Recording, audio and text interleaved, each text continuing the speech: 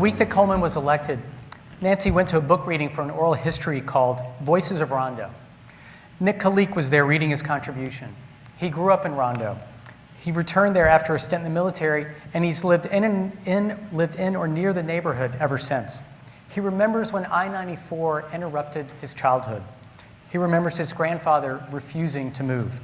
The house Nick shared with his grandparents was the last on the block.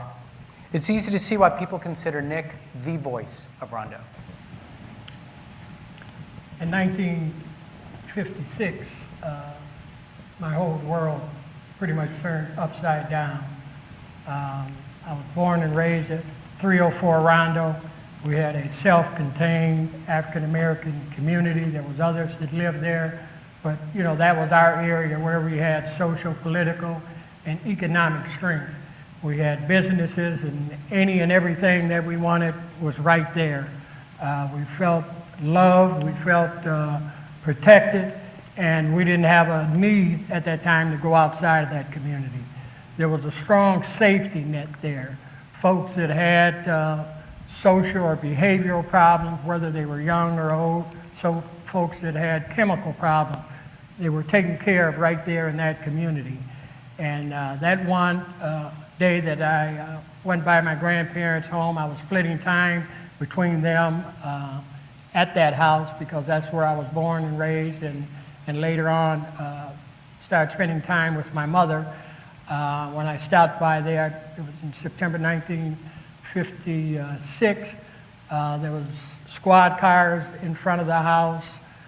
There was, when I asked about the whereabouts of my grandfather, who was 80 years old, and my grandmother, who was blind, they said they were taken to another location.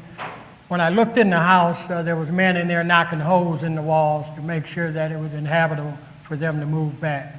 One of the officers then put me in a car and took me to the new location where they had my grandparents, who were two individuals that were very strong in faith. And they took me to this house down by Regent's Hospital.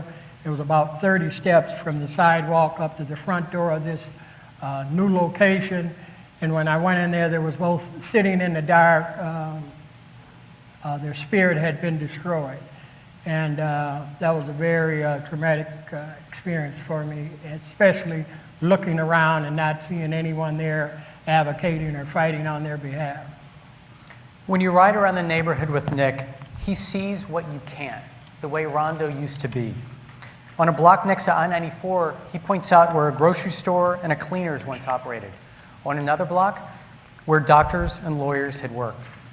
As a boy, walking to school or to his cousin's house, Nick would pass one African-American business after another. Out on the highway, he tells me, the westbound lane is his best guess.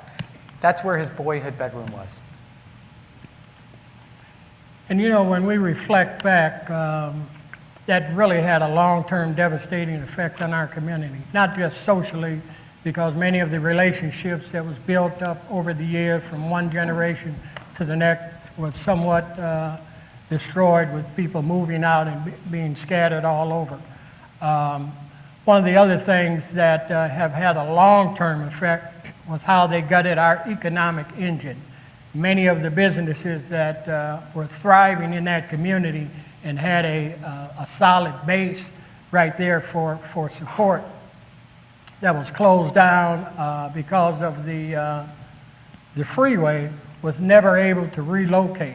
And that was the same problem with many of the homes that were destroyed, because of the transfer of wealth that normally takes place in this country from one generation to the next. That was nipped in the bud.